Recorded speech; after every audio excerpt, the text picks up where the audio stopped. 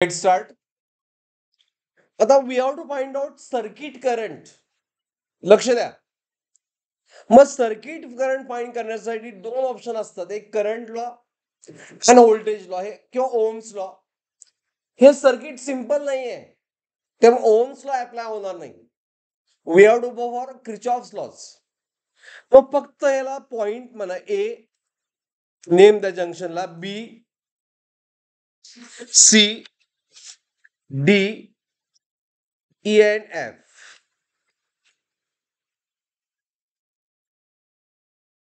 Clear? Getting everyone?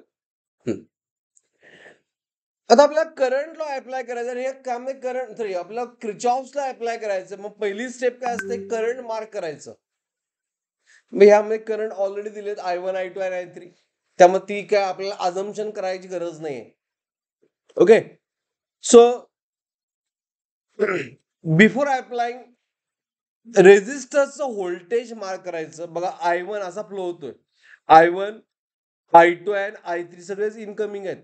ही figure चुकीची आहे, आहे का नाही? एक करंट कुठला तर करंट आउट गोईंग पाहिजे होता, आपण तो चेंज करूया. हा I3चा एरो बदला, वरती करा. Is it clear everyone? He figure का चुकीची कळाली? तर सगळेच इनकमिंग असतात. केसीएल हा अप्लाय व्हायलाच पाहिजे.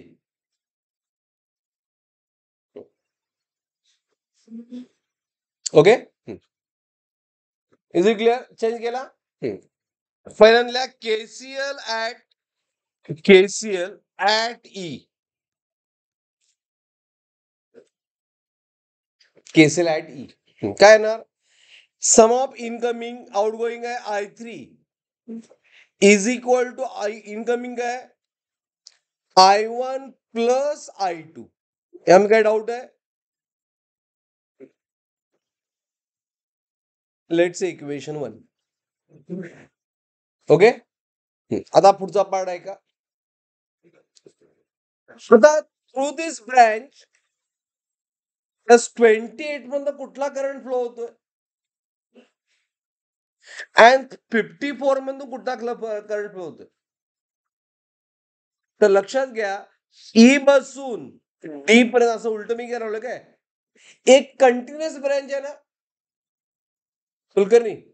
यस, ई बसून FAB पर्यंत ही कंटिन्युअस ब्रँच आहे का नाही? यस, ह्या ब्रँच मध्ये आपण एकच करंट एकाच डायरेक्शन मध्ये दाखवू शकतोय. दाखवा कुठला करंट आहे? Yes, through this which current? याला मी म्हटलं ना, A B C D E and F. हा कुठला करंट म्हटलास तू? तर या ब्रँच 28 मध्ये कुठला करंट? I1. यामधनं I1च फ्लो होतोय. कळालं काय? आणि ही EDCB कंटिन्युअस ब्रँच आहे, त्यामधून I2च व्हायला पाहिजे. एकच करंट आहे काय?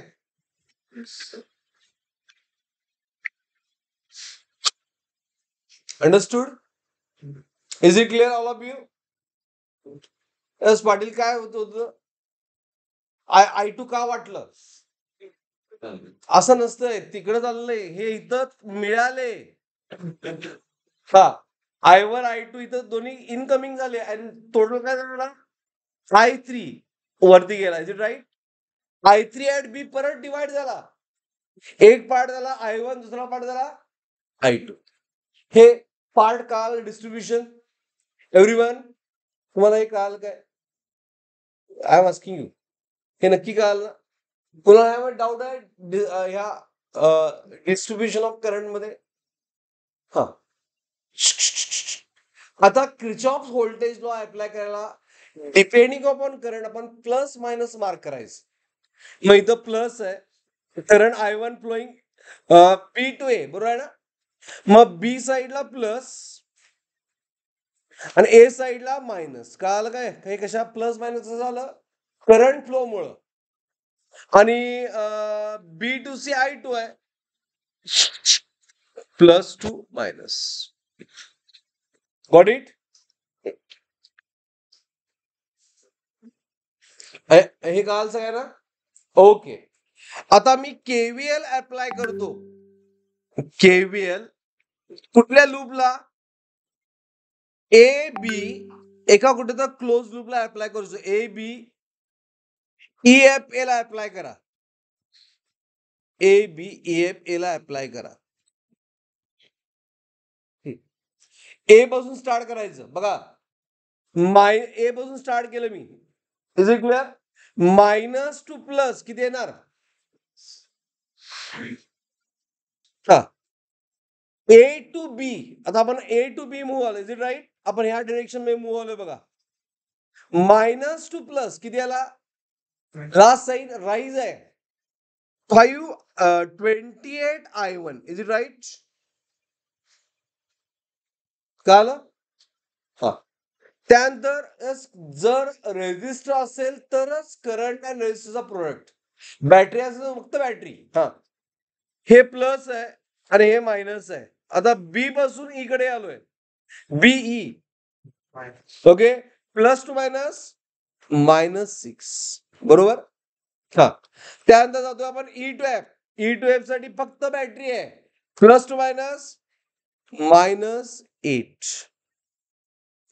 एफ टू ए काहीच नाही. 0 आलो, परत आलो. So it is 28 I1. 16 plus 8 किती? आणि अदर साईडला प्लस झालं. मग I1 किती आलं? 14/28. How much? It is 0.5. Is it clear? Answer plus आलंय. आन्सर प्लस आलंय ना? ह्याचा मिनिंग काय? जो आपण ऍरो दाखवलाय तो करेक्ट आहे. आन्सर मायनस झालं तर ऍरो रॉंग आहे म्हणायचं. हे कळालं? Getting everyone? आता दुसरं लक्ष द्या. आपण केव्हीएल अप्लाय केला. हा, जर मी केव्हीएल लक्ष द्या, जर असा अप्लाय केला असता तर ए एफ ई बी ए असा अप्लाय केला असता तर काय झालं असतं कॅल्क्युलेशन मध्ये? ए टू एफ काहीच नाही बघा. F to E -2 +8. E to B -2 +6. And plus two minus B to A -28 I1. Answer काय आला असतं? सेम हाफ आला असतं. Is it right? मग कसाही लूप घ्या चालेल, no problem. Clockwise or anticlockwise. Now apply KVL to whom? KVL apply करायला पाहिजे आता B C D E B याला अप्लाय करतो. पहिलं B to C plus two -54 I2. Got it? त्यानंतर सी टू डी काहीच एलिमेंट नाही बघा. डी टू ई साठी -2 +12 आणि -2 +6 इज इक्वल टू व्हॉट? 0. मी किती आलं हे? -54 I2 is equal to how much? 18. Is right? 18 ना? I2 किती आलं? 18/54. How much? 1/3 ना?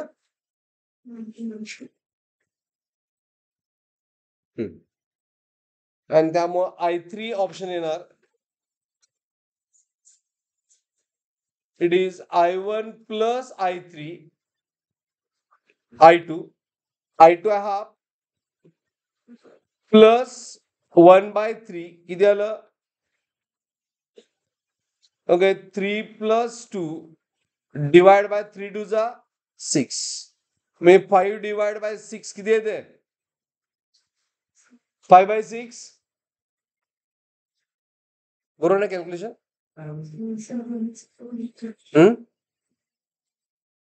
ऑप्शन में 5/6 आहे की? हा, मग बरोबर आहे ना. आन्सर पॉझिटिव्ह आलं. याचा अर्थ काय? हे आपण जे ऍझ्युम केलं ते बरोबर होतं, बट प्रॉब्लेम काय दिले त्यांनी, I3 कुठे आहे, डाऊनवर्ड आहे, म्हणजे coming to what, I3 is what, coming to, लक्ष द्या, I3 as per hour figure, I3 पॉझिटिव्हचा अर्थ काय, as I3 is positive, I3 plus 5/6 चा अर्थ काय,